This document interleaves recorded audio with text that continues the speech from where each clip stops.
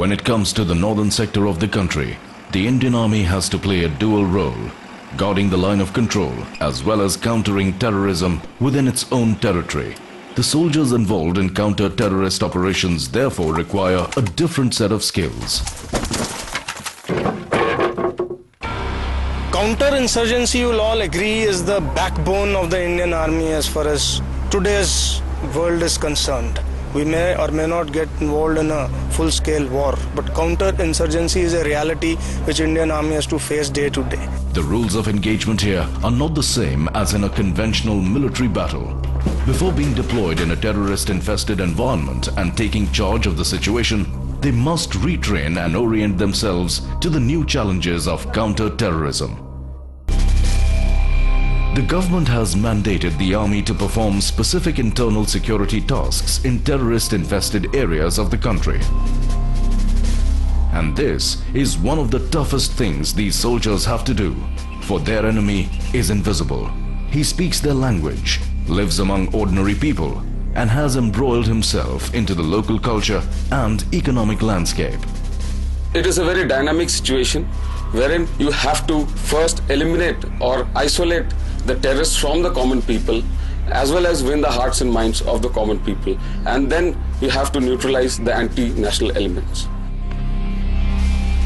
There is no margin of error in these counter-terrorist operations. The soldiers have to be doubly sure as to whom and what are they firing at.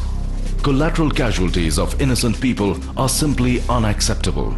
The real challenge, in fact, is to avoid collateral damage at all costs and not let the civilians, women and children get hurt.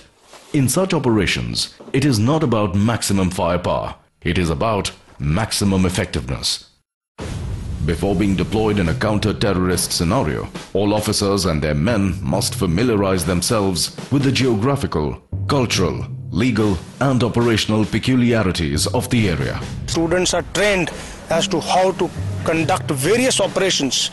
When you go in for a village, how do you deal with the villagers in a humane manner, keeping all the aspects of human rights in mind? How do you cordon a village to ensure that the terrorists which are hiding or using the garb of civilians are cornered, segregated from the villages?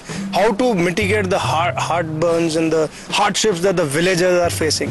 All these realities are brought home to these students, even if they have not had a live exposure.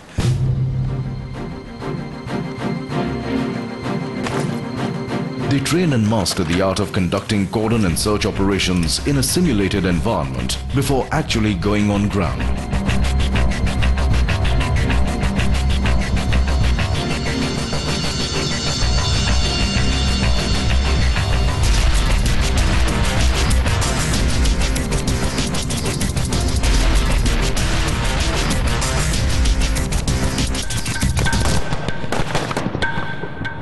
They prepare themselves in cornering terrorists from amongst general crowd and ambushing them in densely populated areas using specialized weapons and equipment. Now, in order to search a house, firstly we give adequate warning to the residents of that house.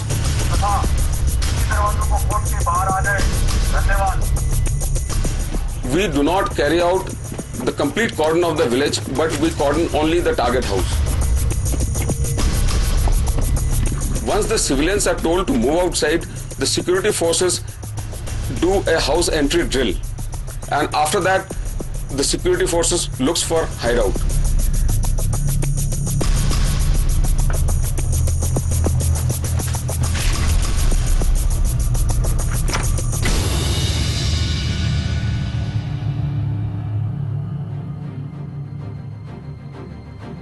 The hideouts, the presence of militants can be there, as well as there can be arms and ammunition hidden in those.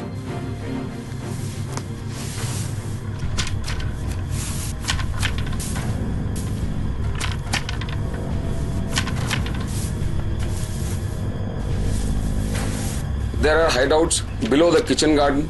There are hideouts where the entry is through a tunnel. There are hideouts which is found below the almirah. It is found in the kitchen, in and around the dining area, as also in the living rooms. There are hideouts which are found a mock or a false sewage tank. as well as in the cow sheds where the hideouts can be there.